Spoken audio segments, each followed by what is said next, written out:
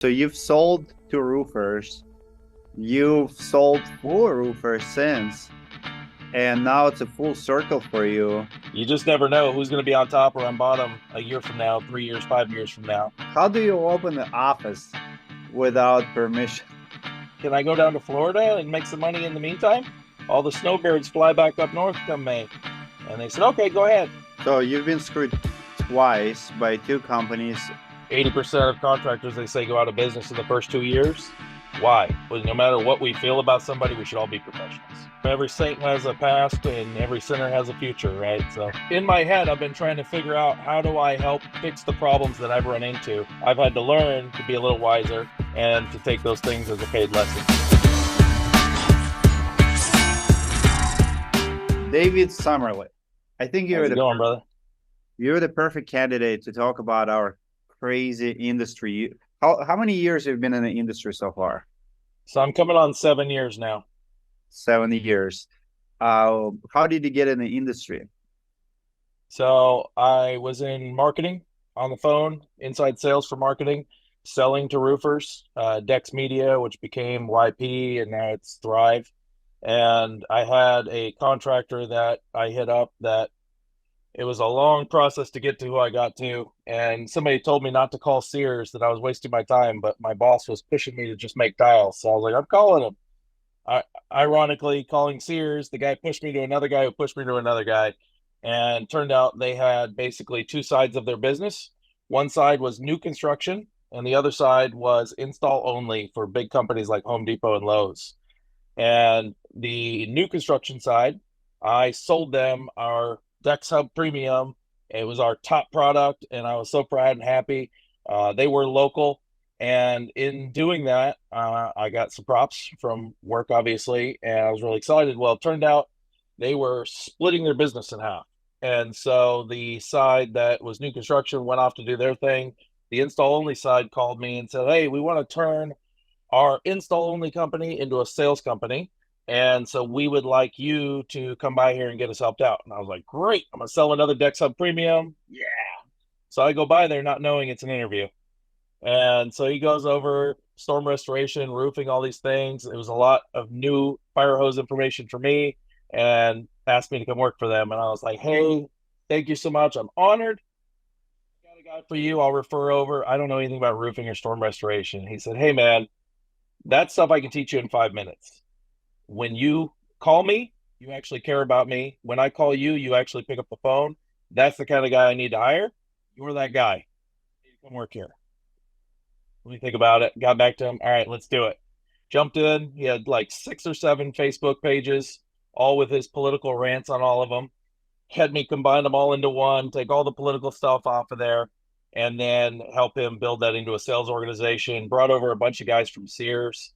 And while they were sitting around waiting for leads, I just went out and started knocking doors. I had a lot of experience when I was younger about knocking doors. And so I just went out and started doing it. They were making fun of me in the group text, thinking I was sitting at home, asleep still. And then I walked in that night with a giant stack of contracts, and they all shut up from there and knew that they needed to get out and get some work done too. And that's how I got started. Love the story. So you've sold to roofers, you've sold for roofers since, and now it's a full circle for you. You essentially came back to selling to roofers. Now you're working for SguareDash, you work for other brands. There's a lesson right. there. Lesson number one, gem number one today is always be recruiting. I love when people recruit within your circles. Like I do the same thing. You go to Wells Fargo Bank, you go to your Home Depot, you see a good rep, you see someone on the other side of the phone who's doing their job well. I don't know. How do you feel about it? How do you feel about make an offer to people who you do business with? How is it ethical, not ethical? Is it appropriate? So 2 things. One, I'm with you. Always be recruiting. When I'm at Wendy's or a restaurant of any kind or anywhere where I'm getting service, I'm paying attention to how they treat me and how they treat others. If they are amazing, if the service is phenomenal, there's a chance they can be taught the sales part of it or whatever role they might be good for. Those are the kind of people I would like if I'm going to recruit for an organization. I've recruited for canvassing teams at multiple companies. I look for people that are easy to work with and friendly. That's what's most important for me.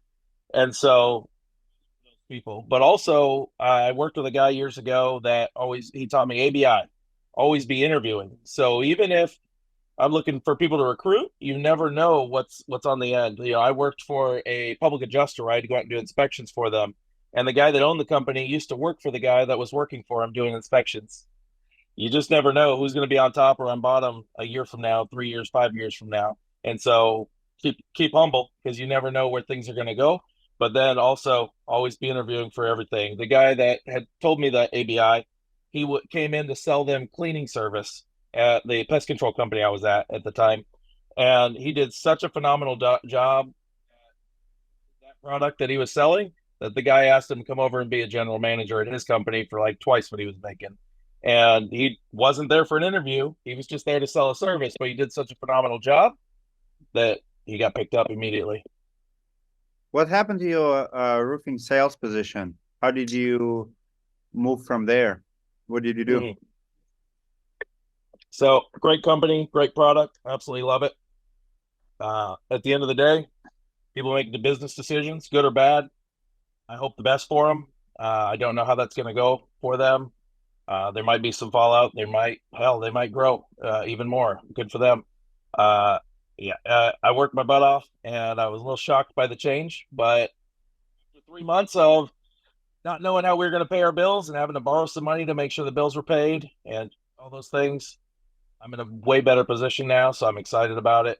Um, there's limitations on what I can say there, but at the end of the day, it's a phenomenal product, and Oh, I still support it and recommend it. you're talking about the Euroshield. I was asking about when you sell roofs, what happened to that job?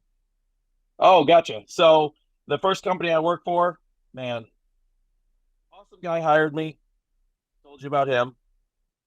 Bringing in a business partner from that Sears team, and that was a great guy too. And then down the road, they did some Mad Sky deals, and they ended up getting themselves into a cash flow issue and telling me that basically they didn't have money to pay me, and they just kept putting me off and putting me off and putting me off until they got outside of that 2 year window where there was nothing I could do about it. And so they gave me like, I don't know, $2,500 or something. They owed me like 100 times that. Like ridiculous. Like I got a Golden Door Award there from D2D Con. They owed me for being the first roofing D2D Con Golden Door Award.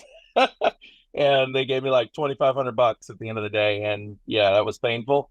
But you know what? It taught me something. I went out and worked so hard. I opened an office in Colorado for them, and then I ended up opening Wyoming without permission. I got in trouble for that, but I sold so much that they said no Oh, problem, and they got a license in wait a Wyoming. second. How do you open the office without permission? So we opened Colorado, and they wanted it to be in Denver. It turned out we couldn't get licensed in Denver because there's a lot of rules there in Denver. So instead, we worked everything around proper Denver. And then I had some leads that I had up in Wyoming. And ran up there and I sold them and sent them in. And they said, we don't work Wyoming. We don't have a license in Wyoming. What are you doing? And so I sold a lot of deals up there. You better figure it out. And so they're pissed. But then they saw how many deals and how much money it was. And they were like, okay, can you get some more deals? And so I went up and sold some more in Wyoming. We ended up killing it up there. We did a really good job. So they ended up forgiving me for that and going and getting the license. But it took them like an extra month. What did you do after that? What was your next journey? So after they were not clearly not going to pay me, we ended up parting ways, and I ended up going and working for another company in Centennial, there in Colorado for a little over a year, I guess, or about a year. And they were again, they did a bunch of Mads guys, had a cash flow issue. Me told me, hey, as soon as storm season hits again in May, we'll have the money to pay you. Just hold out till then. And I was like, all right, cool. Can I go down to Florida and make some money in the meantime? All the snowbirds fly back up north come May. And they said, okay, go ahead. So I went down to Florida. They sent me a couple more checks and then told me that I abandoned my jobs and went to Florida. So therefore, they weren't going to pay me. And they gave all my money to another particular person that a lot of people know. And it was kind of a painful experience, but I lost a lot of money there. They still owe me a lot of money, and I don't think I'll ever see it. It's unfortunate, but yeah. So So you've been screwed twice by two companies. Like it's pretty common in the roofing industry. How do you explain it? How do you're a nice guy. Is it because you're a nice guy, people take advantage of you and you don't fight for yourself? Why we have so many disputes between salespeople and the business owners, and why it's such a big common problem? Yeah, it's multifold. So partly that I first two companies did not get a contract. They said they'd give me a contract. I didn't wait. I just got started. And in the end, I never got my contract at either one of those companies. So I had nothing on paper to go back it up. Two, I didn't go pursue it when it didn't go right. I didn't go through liens or the courts or any of those things.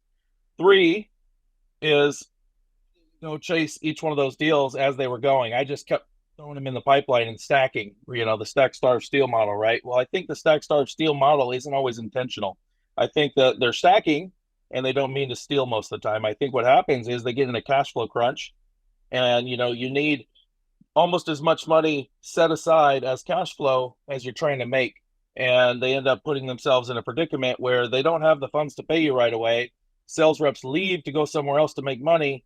And then all of a sudden, well, I had to pay somebody else to finish these jobs out. So should I really pay this guy or not? And I think that's a lot of what goes on. I don't think it's always intentional. Every one of the guys that's not paid me, except for a guy that recruited me as a salesman, he was a salesman that recruited me at one place. That was kind of a bad deal. But everyone else that I've run into this issue with in the industry, they've been great guys, and something just went squirrely. And I really think it was just a cash flow issue, and they didn't know how to tell me. I see. What was your best job in the past 7 years? Absolutely was in love with Euroshield. Phenomenal product, just amazing. But now that I'm at SquareDash and I see what we're doing and how it's going to affect the industry, it's got to be the one I'm on right now. It's this is going to change a lot of things for a lot of people. It's the biggest issue in our industry. 80% of contractors, they say, go out of business in the first 2 years. Why? They say almost always it's because of cash flow. And now we're solving that problem. Yeah. Rumor has it, and I have to ask. If I don't ask, I will be Sure. bad viewer. So I've heard that you've been. I mean, we see a lot of beef between Joshua Miller and TJ, and rumor has it that TJ has you fired. Is it true or false? Or So that's a fair question. At the end of the day, he's not a manager or a leader of any kind. And so there's no way for him to fire me. Euroshield made their decision. It may have been influenced by things that were said and promises maybe were made, who knows? But at the end of the day, TJ didn't fire me. TJ is not a manager or a leader of any kind. what do you think about that? Like honestly, I hate drama. Like people will be surprised to hear it from me, but I cannot stand it. As a matter of fact, we had a discussion today with my media team, with my video guys, and we're filming news, and we have three companies. So we have, 7, 10 news pieces, and three of them was bad contractors. And I told my media guys, like, this is exhausting. I don't want to cover bad news anymore. Unfortunately, and I even told my script writer, can you find positive news? It's Christmas Eve. I want to cover more positive news. There's just not enough. There's definitely big lack of positive news to cover. And when you do the stories every week, like you have to work with what you have. But back to TJ and Joshua Miller, as I was seeing it, like it's the most toxic back and forth I've seen in a long time. I cannot stand it. I don't think it's appropriate for the industry. But I was curious, what do you say to that? Like, what do you see? Like, what caused it? And how do If we it bleeds, it leads, right? What caused it is Joshua Miller called him out because he's like, "Hey, if you're going to call yourself the world's greatest," and he didn't really refer to him directly. It's assumed or implied by others, right? He basically said, if you're going to call yourself the world's greatest, shouldn't you have to kind of actually prove that and actually go do something? I drove by World's Greatest Brownies one day, and I was like, well, it's probably not true, but at least they make brownies. But Joshua said, hey, if you're going to say you're the world's greatest, shouldn't you have to kind of back that up? And I gave my insight on concept, and he turned around and screenshot it and sent it to my boss trying to get me fired. and that did not go over well. And that's when Josh really went after him hard. Maybe he went a little too far. And I gave my own opinion on that with Josh. He's been real good about saying, hey, no problem. I'll back off a little bit. I I did leave a comment on one of TJ's posts because they were just going so hard on him. And the comment was very positive. It's a great product. Don't ruin a brand over personal differences. Treat him like a human being and in a way that doesn't make you look bad. And I think that we should all do that. No matter what we feel about somebody, we should all be professionals. I agree. I think that's what we need. I mean, I make it my 2024 goal to restore relationships. I called out a lot of people based on, not only news, but the record. Like, if we catch you stealing money, or whether it's salespeople or contractors or, sales guys, we're going to call you out. But even though even those stories have to be treated with love. You still want to give people second chance, opportunity to change, opportunity to make it right. Feel like oftentimes we just put a label on a person, like, oh, you're a thief or you're a con artist or whatever. And sometimes it's the case. Sometimes people don't change. But I believe everybody needs a second chance. I just talked to a gentleman this morning over Zoom. He spent 10 years in jail, changed man, very good guy. He's a director, a contractor. He is doing great things. Some of the best people I know are felons, Exactly. I would rather work with I was watching yesterday BTK. Do you remember BTK, serial killer? Yeah. He was a director in a church, like Lutheran church, director of a church, like member, like not a pastor, but very high. And then, oftentimes it's saints who commit the the worst crimes in private, right? And it's people who are felons and who've done wrong things, but they're one of the best people in life. So Kaylee says all the time, every saint has a past and every sinner has a future, right? So people can go any kind of direction, and we got to give people chances. There comes a point where if it's a repeated pattern and there doesn't seem to be a change in character, you got to protect yourself as well. There's been people in my past that I've forgiven with open arms, and then here I end up in this situation where I'm out of a job. And so at some point you got to go, okay, this is that person's character. The snake sheds its skin, but it only comes back as a bigger snake. I don't want to deal with that person anymore. If they want to come back as a better person in the future, we can talk at that time. But for now, hey, let's keep a little distance. I find it very interesting that you have worked for two companies who did not pay you. And the reason for that is a cash flow issue. And now you work at a company, SguareDash. What does SguareDash do? How do you guys offer support to roofing companies? So it's serendipity. Like in my head, I've been trying to figure out how do I help fix the problems that I've run into. I've run into this pain point and I want to help fix this pain point. And here I end up with this job that I can actually help with that. It works. SguareDash does two things. It's basically got two pillars. And so one of those pillars is doing the billing, the AR for companies. And so basically we have people in a call center who they're on the phone with State Farm all day. And this other person's on the phone with Allstate all day. This other person's on the phone with mortgage company all day.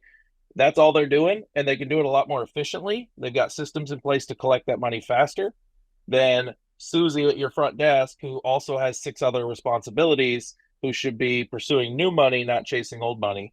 And so the first pillar of what we're doing is collecting that money for you a lot faster. We charge a tiny amount per job. It ends up being cheaper than hiring a Susie at the front desk. And that's half of what we're doing. The other half is the funding. And so instead of waiting on money to come in, the mortgage company and the insurance company and the mailman and all these people get in the way of you getting your money. And so the insurance company's like, hey, you've got the pre-scope. We're going to email that over to you. Now we're going to snail mail you a check to the homeowner. The homeowner's going to set it on the counter for 2 weeks before they open it. They're going to open it, call you to ask what to do with it. Now they're going to sign it and send it off to the mortgage company, who's going to try and sit on it forever. And all these things end up taking weeks to months for you to collect your money when we could have funded you day one. And so as soon as you've got an approved scope, you upload that to the portal, you've got your money, and we get you paid right away. Now what happens because of that? Because of that, you can now go pay ABC and get a bigger discount because you paid within 10 days. You can be the first in the neighborhood to build, so you get more jobs. You can pay that crew out of the check instead of out of your pocket. You can keep that salesman from running off telling everybody you didn't pay him or you weren't going to pay him. And he ends up in a PTSD cycle because he thinks everybody ripped him off. And in reality, you wanted to pay him, you planned on paying him, you just didn't have the cash yet. And you told him you had to wait for them to cap out, and he didn't understand how long it takes. Got it. Very cool. Well, you're very good at this job. I'm sold personally. If I would have a roofing company, I would definitely give it a try because the problem is real. The solution is legit. Thank you for being part of the roofing process this year, and thank you for you. Thank you for what you do, man, and thank you for being a nice guy. I'm telling you this right now as a friend and as someone who observe you and know you and beat you in arm wrestling too. You're Oh, it's true. no, I won you're the first time. you are one of the nicest guys in the industry. Keep up the good work. We need more people like you. Like we have so many jerks, and I love the culture that we build. You fit right in. I mean, if you remember roofing process conference over the years, it's all nice people like you. But if you go to other places, you know exactly what I'm talking about and who I'm talking about. There's so many jerks. There's so many bad players, and thank you for being around all these years, brother.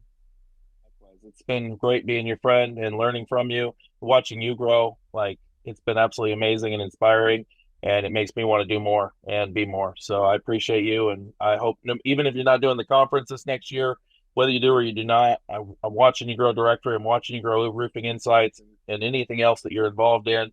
And I know you're inspiring a lot of us and trying to make the industry better. And I'm with it. I'm for it. And everything I can do to help you or anybody else, let's go. Who was your favorite speaker at the roofing process this year? So I didn't end up getting to see most of it because I was working the booth. But your the end was moving, extremely moving. We ended up in some of the pictures at the very end. So we were in there for that. And man, it just made me like, oh no, now I want you to have the conference again this next year because it was so moving. So it was huge. I know from the people who did get to be in on all of the different ones, and to my pleasant surprise, Andy Elliott, a lot of people were really revved up and moved by that guy. I thought that he might really just tick a bunch of people off, and instead, so many people came out of there just pumped, ready to go, and that says a lot for him. It was crazy. Like I got so much heat. Even to this day, I do. He like even just sharing, saying, "Hey, there's recordings available," and people like, "I will never do anything with Andy Elliott," and it's exactly what it was. Like people like Nate Schwippet, the nicest guy, is coming. Like, "Hey, I know you booked him because of guys like me. I was the only one in the room." Like I just like the way I do things, I never think about myself. I think about audience and what they need to hear. And it was a tough call, but I'm like, what do these nice people need to hear? And the Yeah, answer jar was jar them out of their complacency. exactly. Absolutely, They I love they it. they need tools to fight the bad guys. You can be a nice guy and you can have nice principles, but you need mental toughness and few other things to be able to compete in the marketplace with the jerks. Absolutely, yeah. And you got to become wise, right? I in the past have been a little bit naive. I've overlooked red flags. I've given people the benefit of the doubt, and that's okay. But I have to understand that there's consequences to doing so. So, are you going to be tough enough to be okay with that, or are you going to whine, bitch, moan, and complain about it? You know what I mean? And so, I've had to learn to be a little wiser and to take those things as a paid lesson. Well, thank you, brother, so much for doing this today. I wish you best of luck in your journey. See you around. And there's going to be no more roofing process conference, but I'll see you at IRE probably and a few other events. You got it. Love it. See you later, buddy. Thank you, Have a good brother. time.